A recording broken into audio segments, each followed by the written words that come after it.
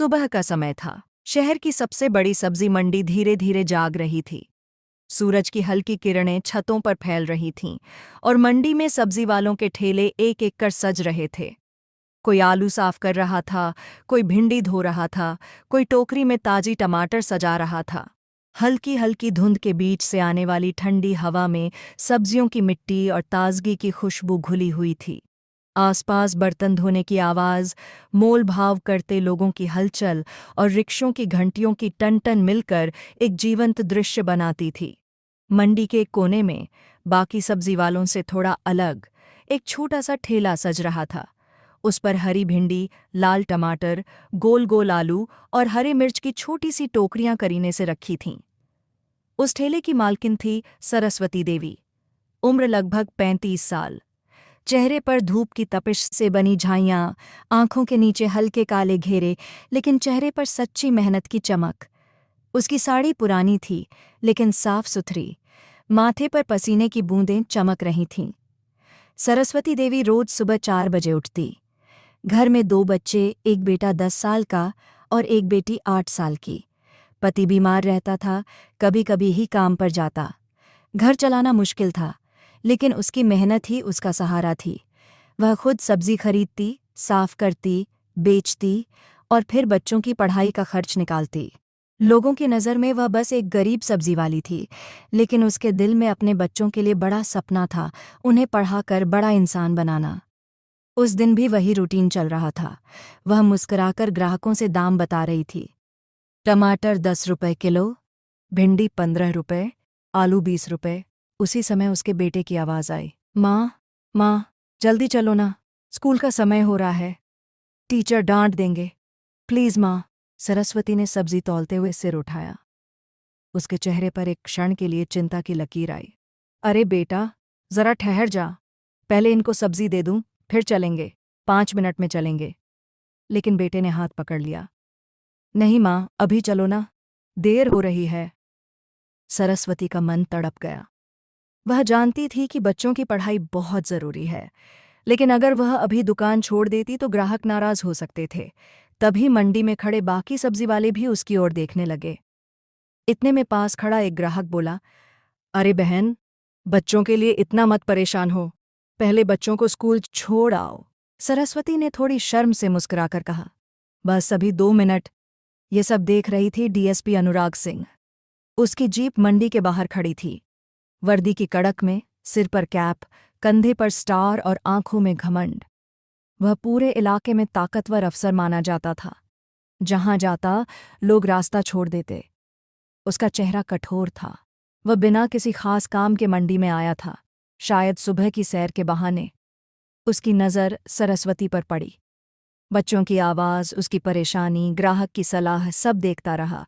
फिर हल्की मुस्कान के साथ उसने आगे कदम बढ़ाया। क्या बात है, इतनी देर लगती है सब्जी बेचने में?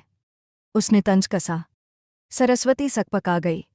जी, बच्चों को स्कूल छोड़ना था। डीएसपी ने भौहें चढ़ाईं। बहुत बहाने बनाती हो। यहाँ सब बेचते हैं, कोई बहाना नहीं चल सकता। ये सुनते ही सरस्वती का चेहरा पीला पड़ गया। उसका हाथ कांपने लगा। तभी उसका बेटा फिर बोला, माँ, चलो ना। उस क्षण मंडी में सन्नाटा छा गया। लोग दूर खड़े हो गए। किसी की हिम्मत नहीं हुई बीच में बोलने की। सरस्वती ने धीमे स्वर में कहा, साहब, बस 5 मिनट। लेकिन डीएसपी को जैसे यही मौका चाहिए था। उसका चेहरा कठोर हो गया। उसने आगे बढ़कर बिना किसी चेतावनी के झपट कर सरस्वती के कंधे पर हाथ मारा। बहुत बोलती है।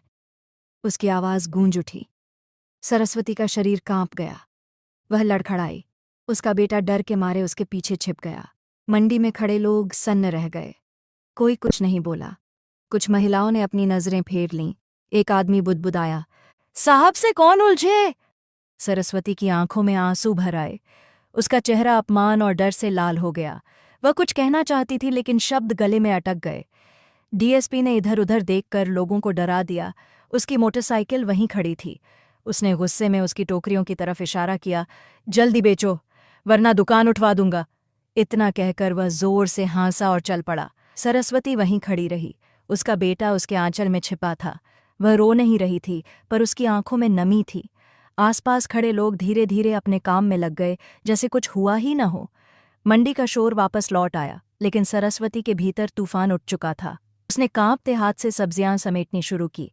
उसके चेहरे पर आत्मसम्मान और अपमान की लड़ाई चल रही थी।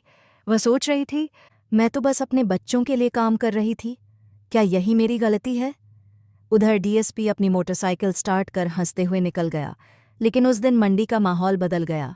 सबकी आंखों में डर, बेबसी और चुप्पी उतर गई। कोई आवाज नहीं उठी। सरस्वती ने अपने आंसू पोंछे, अपने बेटे का हाथ थामा और धीरे से बोली, चल बेटा, चलो स्कूल, चाहे जो हो।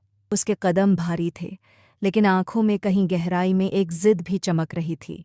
अगली सुबह मंडी फिर से हलचल में थी। सूरज की किरणें हल्की हल्की ठंडी हवा के साथ ठेले और दुकानों पर पड़ रही थीं। लेकिन सरस्वती देवी के मन में कल की घटना की ताजगी अभी भी थी। डीएसपी का हाथ उठाना, उसकी धमकी और पूरे मंडी में फैल गया सन्नाटा, सब उसकी आंखों के सामने घूम रहा था। सरस्वती को एहसास हुआ कि अगर उसने कल विरोध नहीं किया तो आज भी यही डर रहेगा। लेकिन उसे अपने बच्चों का पेट पालना था, घर का खर्च उठाना था। मजबूरी उसे फिर उसी ठेले पर खड़ा कर रही थी। उसने अपने मन से तय किया, अब वह चुप नहीं रहेगी। जैसे ही उसने ठेला सजाया, आसपास के अन्य सब्जी वाले और दुकानदार भी आते गए। सबको पता था कि डीएसपी कल आया था। कोई खुलकर कुछ नहीं बोल रहा था, लेकिन आंखों से सवाल पूछ रहे थे, क्या किया, क्या किया? सरस्वती धीरे धीरे सब्जी तौल रही थी, पर मन में योजना बना रही थी। उसका बेटा पास खेल रहा था। कभी कभी उसकी टोपी गिर जाती तो वह मुस्कुरा कर उठा देता। उसके चेहरे पर चिंता और डर के साथ साथ साहस की झलक थी। अचानक वहीं पर डीएसपी की मोटरसाइकिल फिर से आई। वह जैसे ही उतरा, उसकी आंखों में वही घमंड और तंज था। उसने सीधे सरस्वती की ओर देखा और बोला, अरे, फिर वही ठेला, वही सब्जी वाली? कल भी यही थी, आज भी यही? सरस्वती ने धीरे धीरे कहा, हाँ साहब, आज भी यही हूँ। बच्चों के लिए ये ठेला संभालना जरूरी है। डीएसपी ने घिनौनी मुस्कान के साथ कहा, तो तुम तो बहन के नाम पर सब्जी बेच रही हो। चलो, कुछ टमाटर और भिंडी दे दो। सरस्वती ने बिना झिझक सब्जी तोलकर उसे दी, लेकिन उसके हाथ कांप रहे थे। डीएसपी ने पैसे दिए बिना मोटरसाइकिल स्टार्ट कर ली। आसपास खड़े लोग डर के मारे सरसराहट में लग गए। सरस्वती के मन में गुस्सा और पीड़ा दोनों मिलकर उबल रहे थे। उसने ठान लिया, अब इसे चुपचाप नहीं सहा जाएगा। सरस्वती की हिम्मत धीरे धीरे आसपास के लोगों तक पहुंचने लगी। एक दुकानदार ने कहा, बहन, कल क्या हुआ बहुत गलत था। अगर आप चाहो तो हम सब मिलकर इसका विरोध कर सकते हैं। लेकिन सरस्वती ने सिर हिलाया, नहीं भाई, अभी नहीं। एक महिला अकेली क्या कर सकती है?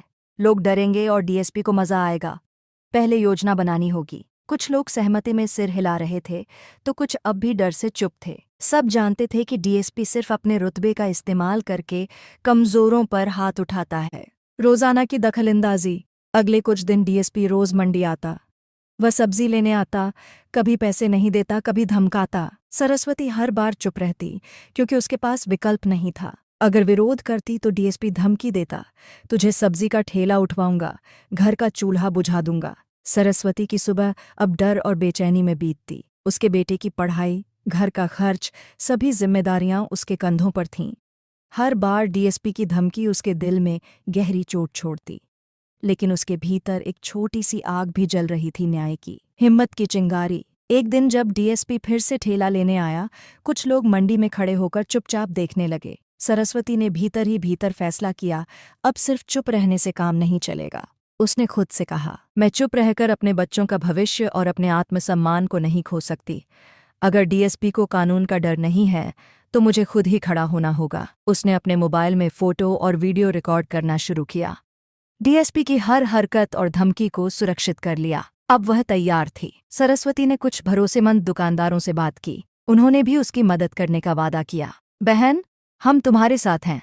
आज नहीं तो कल सबको पता चल जाएगा कि डीएसपी कितना गिरा हुआ है। सरस्वती ने मुस्कुराते हुए कहा, शुक्रिया भाई, अब इंतजार करने का समय नहीं है। आज जो सही होगा वही भविष्य बदल सकता है। इस बीच मंडी में कुछ बच्चे, बूढ़े और महिलाएं भी इधर उधर उसकी ओर देखने लगे। उनके मन में भी अब सवाल उठ रहे थे, क्या सच में कोई डीएसपी जैसी वर्दी में इतना अन्याय कर सकता है? जैसे ही डीएसपी ने अगली बार ठेला संभाला, सरस्वती ने ठान लिया कि अब वह चुप नहीं रहेगी। उसने अपने मोबाइल को सही जगह छुपा रखा। डीएसपी ने जैसे ही पैसे नहीं दिए, सरस्वती ने धीमे स्वर में कहा, साहब, सब्जियों के पैसे दीजिए, ये आपके लिए कोई खेल नहीं है। हमारे घर का चूल्हा इसी पैसे पर चलता है। डीएसपी हंसते हुए बोला, तू मुझे सिखाएगी? अपनी औकात देख। सरस्वती के दिल में डर था, लेकिन उसका साहस और आत्मसम्मान डर से बड़ा था। उसने तय किया कि अब केवल खुद ही कार्रवाई करेंगी। कुछ दिन बाद मंडी में सुबह की हलचल उसी तरह थी। सूरज की हल्की रोशनी ठेले और दुकानों पर पड़ रही थी, लेकिन सरस्वती देवी का मन आज कुछ अलग था। कल और पिछले दिनों की धमकियों, अपमान और डर के बावजूद उसने ठान लिया था कि अब वह चुप नहीं रहेगी। उसने ठेला व्यवस्थित किया, सब्जियां सजाई और अपने बच्चों के लिए कुछ मिठाइयां भी रख लीं। आज वह सिर्फ बिक्री के लिए नहीं, बल्कि न्याय के लिए खड़ी थी। तभी मंडी में मोटरसाइकिल की आवाज गूंज उठी। डीएसपी अनुराग सिंह की आवाज और घमंड भरी मुस्कान फिर से सामने थी। वह जैसे ही उतरा, उसकी नजरें ठेला और सरस्वती पर टिक गईं। अरे वही ठेला, वही सब्जी वाली, आज फिर वही बहाना, उसने तंज में कहा। सरस्वती ने अपने अंदर की हिम्मत जुटाई। उसने धीमे लेकिन दृढ़ स्वर में कहा, साहब, आज भी वही हूं। मेरे बच्चों के लिए ये ठेला संभालना जरूरी है। डीएसपी ने अपनी घिनौनी मुस्कान के साथ कहा, तो फिर कुछ टमाटर, भिंडी और आलू दे दो। वैसे छोड़ो, आज तुम्हारी बहन तो साथ नहीं दिख रही। क्या मैं इसे ले जाऊं? सरस्वती ने बिना झिझक सब्जी तोली और उसके हाथ में दी, लेकिन आज उसने अपने हाथ नहीं कांपने दिए। डीएसपी ने जैसे ही मोटरसाइकिल स्टार्ट करने की कोशिश की, सरस्वती ने सख्त आवाज में कहा, रुको, आपने अभी तक सब्जियों के पैसे नहीं दिए, ऐसे नहीं चलेगा। डीएसपी झुंझलाया, कौन से पैसे? मैं रोज फ्री में लेता हूं, अपनी बहन से पूछ लो, और तुम ज्यादा जुबान मत चलाओ। लेकिन सरस्वती ने कहा, आप जैसे लोग फ्री में सब्जी ले जाकर गरीबों की मेहनत का अपमान करते हैं। आज मैं अपने बच्चों और अपने घर की खातिर यह चुप नहीं रहूंगी। पैसे दीजिए। डीएसपी का अहंकार भड़क गया। उसने गुस्से में सरस्वती के गाल पर जोरदार थप्पड़ मार दिया। सरस्वती लड़खड़ाई, लेकिन उसने अपने भीतर की हिम्मत को बढ़ाया। उसकी आंखों में आंसू थे, पर आत्मसम्मान अब और चुप रहने को तैयार नहीं था। आपने एक महिला पर हाथ उठाकर बहुत बड़ी गलती की है। इसका अंजाम भुगतना पड़ेगा आपको, उसने कांपती आवाज में कहा। डीएसपी ने चिल्लाते हुए कहा, तू मुझे सिखाएगी? तेरी इतनी औकात? और उसने सरस्वती के बाल खींच लिए, लेकिन सरस्वती ने दर्द सहकर बाल छुड़ा लिया और बोली, यह सब बहुत गलत हो रहा है। मैं आपके खिलाफ रिपोर्ट करवाऊंगी। सब्जियों के पैसे आपको देने ही होंगे। डीएसपी गुस्से में मोटरसाइकिल स्टार्ट कर वहां से चला गया। सरस्वती ने तुरंत अपने मोबाइल में वीडियो और फोटो रिकॉर्ड किए। उसने ठान लिया कि अब सिर्फ खुद ही कार्रवाई करेगी। उसने अपने बच्चों और भरोसेमंद दुकानदारों की मदद से मामला उच्च अधिकारियों तक पहुंचाया। अगले दिन उसने डीएसपी के खिलाफ रिपोर्ट दर्ज कराने का प्रयास किया। थाने में पहुंचते ही उसने देखा कि एसएचओ और अन्य अफसरों ने उसे रोकने की कोशिश की, लेकिन सरस्वती ने गंभीर स्वर में कहा, मैं डीएसपी अनुराग सिंह के खिलाफ रिपोर्ट दर्ज कराना चाहती हूँ। उसने मेरी मेहनत का अपमान किया, धमकाया और हाथ उठाया। थाने में कुछ अफसर हिचकिचाए, कुछ डर से चुप रहे, लेकिन सरस्वती ने हार नहीं मानी। उसने स्पष्ट किया कि अब कोई भी रिश्वत, धमकी या डर उसे रोक नहीं सकता। कुछ ही समय बाद मीडिया और सामाजिक संगठन ने सरस्वती की आवाज तक पहुंचाई। लोग उसके साहस और हिम्मत की तारीफ करने लगे। डीएसपी और उसके साथियों का घमंड धीरे धीरे टूटने लगा। अधिकारी उच्चतम स्तर पर पहुंचकर जांच शुरू हुई। डीएसपी अनुराग सिंह को सस्पेंड कर दिया गया और मामले की गंभीर विभागीय जांच शुरू हुई। सरस्वती का साहस सिर्फ उसकी जीत नहीं था, उसने पूरे मंडी और इलाके के लोगों के दिल में हिम्मत की चिंगारी जलाई। अब मंडी में कोई भी गरीब या मेहनतकश व्यक्ति डर के मारे चुप नहीं रहा। बच्चों के स्कूल, घर की व्यवस्था, सब कुछ अब सुरक्षित था। मंडी में ग्राहक और दुकानदार भी अब खुले दिल से बात करने लगे। बहन, आपकी हिम्मत ने हम सबको जागरूक कर दिया। अब कोई भी डीएसपी या अफसर बिना कारण धमकाने की हिम्मत नहीं करेगा। सरस्वती ने मुस्कुराते हुए कहा, हमारी मेहनत और साहस ही असली शक्ति है। अगर हम चुप रहें तो कोई भी हमें नीचा दिखा सकता है, लेकिन अगर हम खड़े हों तो सिस्टम भी बदल सकता है। कुछ दिन बाद पूरे जिले में डीएसपी अनुराग सिंह और उसके अन्य अफसरों के खिलाफ जांच की खबर फैल चुकी थी। मीडिया ने भी सरस्वती देवी की हिम्मत और साहस की रिपोर्टें छापनी शुरू कर दी थीं। लोगों के दिल में अब डर नहीं, बल्कि उम्मीद और विश्वास की भावना भर गई थी। सरस्वती देवी अब हर सुबह अपने ठेले पर खड़ी होकर बच्चों की पढ़ाई और घर की ज़रूरतों के लिए सब्जी बेचती, लेकिन आज उसका दिल हल्का और आत्मविश्वासी था। वह जानती थी कि अब सिर्फ डर के कारण किसी का अपमान नहीं हो सकेगा। जांच पूरी होने पर उच्च अधिकारियों ने डीएसपी अनुराग सिंह और उसके साथियों को निलंबित कर दिया। साथ ही विभागीय कार्रवाई के तहत उन्हें कड़ी चेतावनी और अनुशासनात्मक कार्यवाही का सामना करना पड़ा। डीएसपी को समझ में आया कि उसकी वर्दी सिर्फ अधिकार नहीं बल्कि जिम्मेदारी का प्रतीक है। जो उसने अपनी शक्ति के नशे में किया उसका परिणाम उसे भुगतना पड़ा। उसने अपने व्यवहार और अहंकार पर पछतावा किया। उसके मन में अब डर और शर्म का मिश्रण था। सरस्वती के साहस और सिस्टम की जागरूकता ने उसे यह सिखा दिया कि कोई भी व्यक्ति कानून और नियम से ऊपर नहीं है। जांच के बाद मंडी में माहौल पूरी तरह बदल गया। अब कोई भी सब्जीवाला या दुकानदार डर के कारण चुप नहीं रहा। डीएसपी और अन्य अधिकारियों की धमकियों का डर अब खत्म हो गया। सरस्वती देवी के साहस और लड़ाई ने पूरे इलाके में संदेश भेज दिया, अगर सही समय पर आवाज उठाई जाए तो सिस्टम भी बदल सकता है। अंत में मंडी अब पहले जैसी नहीं रही। सब्जी वाले अब निडर होकर काम करते हैं। डीएसपी और अन्य अधिकारियों को सबक मिला। लोगों ने सीखा कि अगर कोई अन्याय करता है तो आवाज उठाना जरूरी है। सरस्वती देवी अब भी रोज ठेले पर खड़ी होती हैं, लेकिन उसके चेहरे पर डर नहीं बल्कि आत्मविश्वास और गर्व की चमक है।